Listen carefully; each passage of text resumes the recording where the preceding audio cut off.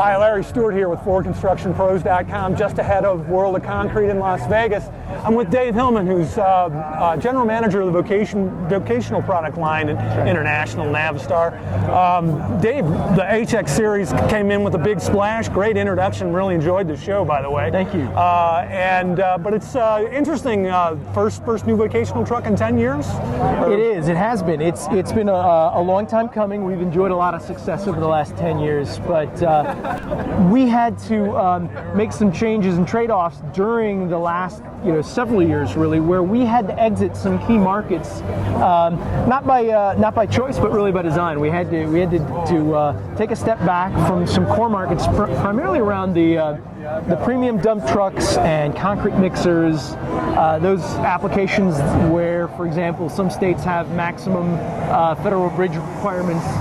We didn't have a product for those in the last several years. Okay. So the HX series gets us back into those market segments in a very big, meaningful way for us. Okay, well, tell us about the trucks that you brought here to the show and that are going to lead this line into the Navistar product portfolio. Well, so here at World of Concrete, we've got several variants of the HX series, and that's to me one of the most exciting parts about the HX. It is a family of products. We've got both short and long hood versions, and both set forward and set back. The short hood models only come with our N13 because it's a shorter package with the 13-liter, and then the long hood models only come with the Cummins ISX because it's longer, so that warrants the longer hood. Okay, all right, and you have to help me out. The ISX is a 15-liter? It is. I'm sorry. Yes, the ISX is Cummins 15-liter product, so it's got power up to 600 horsepower, and at the lighter end, our 13-liter starts at 370 horsepower and goes up to 475. So there's a bit of an overlap. So that if there are customers in that 450 to 475 range, they can either choose our proprietary 13-liter or step up to the Cummins ISX. Again, based on customer choice. Yeah. So is the HX intended then to be a replacement for the Paystar? It is. It truly is. So the Paystar still offers a few configurations that we haven't released yet in the HX series, most notably like a sleeper cab configuration, but that is going to be coming.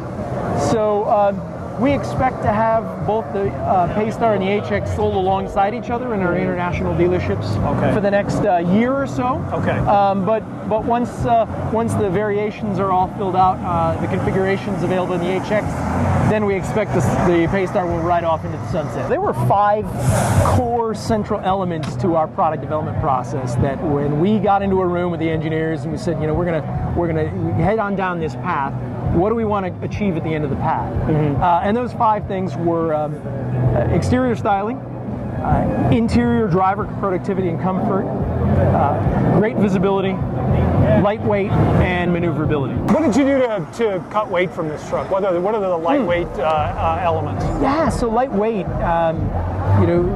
in my mind, every pound that we can take out of the chassis is another pound that customers can deliver in terms of product.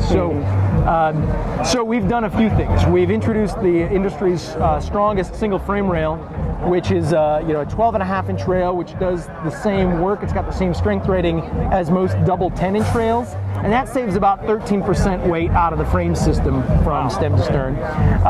We redesigned the cab suspension, so not only did we improve the ride for the driver, but we were able to save weight while doing it. And there were a lot of things like that we've done, both in the interior and on the chassis to take pounds out.